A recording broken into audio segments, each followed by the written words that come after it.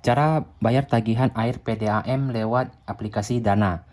Oke, jadi langsung saja kawan-kawan di bagian sini, di aplikasi Dana, ini kan ada tulisan air ya. Ini langsung ditekan. Oke, kita tunggu sebentar.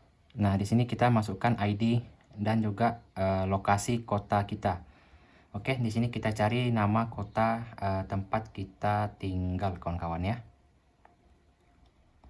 Oke.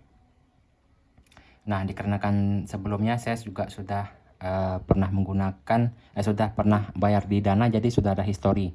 Jadi kita cari kota, kemudian di sini kita ketik untuk ID pelanggan air. Nah, contohnya kayak gini. Nah, kayak gini kita masukkan ID, kemudian kita cek tagihan. Nah, di sini sudah tertulis sudah lunas ya, karena ini saya sudah bayar. Jadi kalau misalnya kita belum bayar, nanti akan muncul untuk di bagian cek tagihan. Jadi caranya seperti itu ya kawan-kawan.